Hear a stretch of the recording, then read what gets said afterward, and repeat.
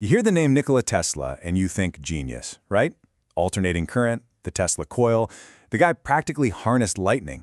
But what about a death ray? Yeah, it's his most legendary, most mysterious invention. An invisible weapon he claimed could stop entire armies dead in their tracks. So, was it the greatest weapon never built? Or just the greatest piece of science fiction ever sold? Let's dig in. I mean, can you imagine waking up, grabbing your coffee, and seeing this on the front page of the New York Times? In 1934, the media absolutely went wild with this. They immediately painted this picture of an all-powerful, terrifying weapon. And this wasn't some tabloid rumor. This was front-page news, capturing the imagination and the fear of a world that was already on edge. And that's really the billion-dollar question, isn't it? Did Tesla actually have a device that could end all wars? Or was this just the most elaborate, brilliant dream of an incredible mind? That's what we're here to unpack. Okay, so first up, the myth of the death ray. Because before we can get to what the weapon was, we kind of have to understand what everyone thought it was. You know, this idea didn't just pop up out of thin air. The whole concept was already floating around out there. After the absolute horror of World War I, people were, on the one hand, terrified of new military tech, but on the other hand, totally fascinated by the idea of some superweapon that could just make entire armies obsolete.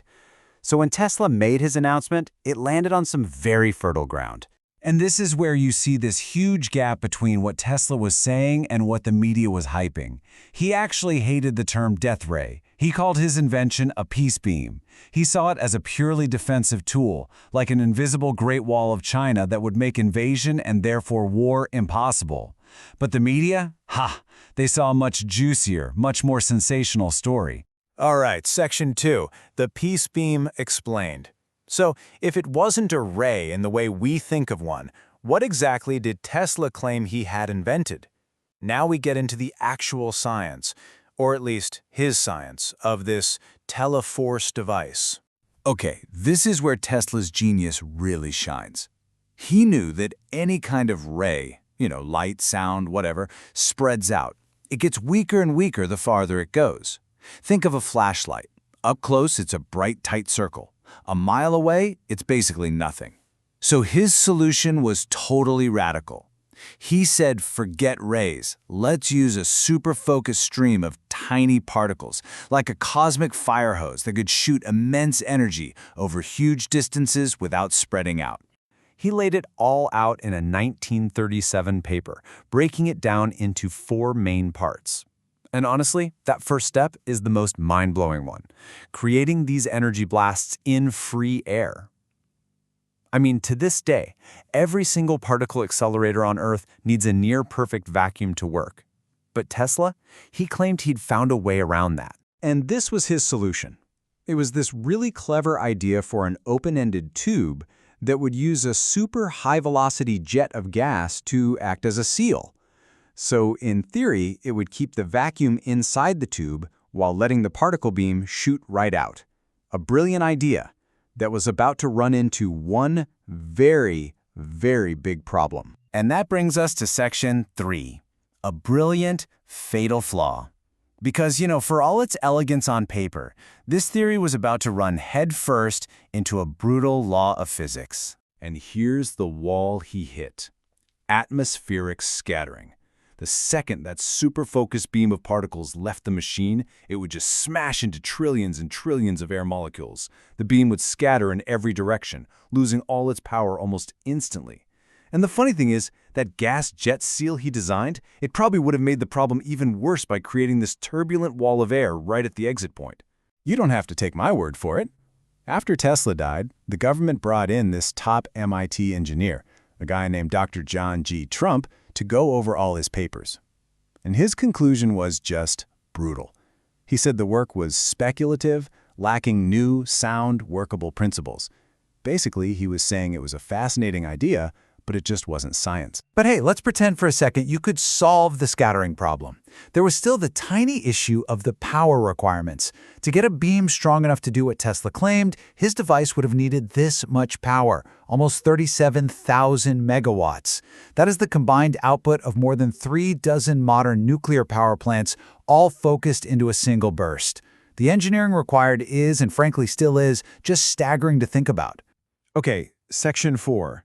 Secrets and missing files. So if the science was basically a dead end, why are we still so obsessed with this? Well, it's because of what the US government did right after Tesla died. Their own actions created this perfect storm of mystery that still swirls today. Just look at the timeline here. In 1943, Tesla dies. The FBI swoops in and seizes all of his work. Then, their own expert, Dr. Trump, publicly dismisses it all as pure speculation. But, at the same time, behind closed doors, the military starts a top-secret program called Project Nick to test the very same concepts. That contradiction, publicly calling it junk while secretly studying it, is the engine that has fueled conspiracy theories for decades. And the mystery just keeps getting deeper. According to FBI records, after Tesla died, they cleaned out his hotel room. They seized everything. It added up to 80 trunks full of his life's work. 80! But years later, when Tesla's estate was finally sent over to the museum in Belgrade, only 60 trunks arrived. 20 trunks. 20 trunks of a certified genius's work, last seen in the hands of the US government. Just gone. Where did they go? That question is right at the heart of this whole thing. Which brings us to our final section. The vision becomes reality. Because this is the last, really unexpected chapter of the story.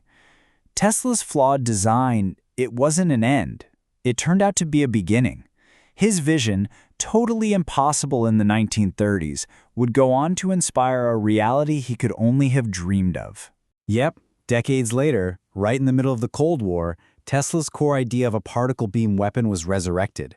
It actually became a cornerstone of the famous Star Wars program, the Strategic Defense Initiative, which poured billions and billions of dollars into researching these exact kinds of directed energy weapons.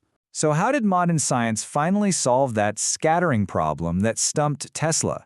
With something called a neutral particle beam. The simplest way to think about it is that charged particles are kind of sticky. They interact with air and magnetic fields. So scientists figured out how to neutralize the charge right before the particles exit the weapon. That makes them slippery, letting them fly right through the atmosphere without getting knocked off course. It was the missing piece of Tesla's puzzle. And when you put them side by side like this, the parallels are they're undeniable. Tesla was talking about microscopic projectiles. Modern weapons use atomic particles. He was trying to solve atmospheric scattering. Today's scientists deal with a similar problem called atmospheric blooming. His Teleforce was without a doubt the direct ancestor of today's real-world directed energy weapons. He asked all the right questions, even if he didn't quite have all the right answers yet. So, in the end, Tesla's death ray never fired a single shot. As a machine, it never even existed. But the idea, visionary, flawed, and decades ahead of its time, that was very, very real. It's just a powerful reminder that sometimes the most important inventions aren't the ones that work right away, but the ones that inspire other people to finish the job. Which really makes you wonder, doesn't it? What visionary idea out there today seems impossible, but is just waiting for its moment to completely shape our future?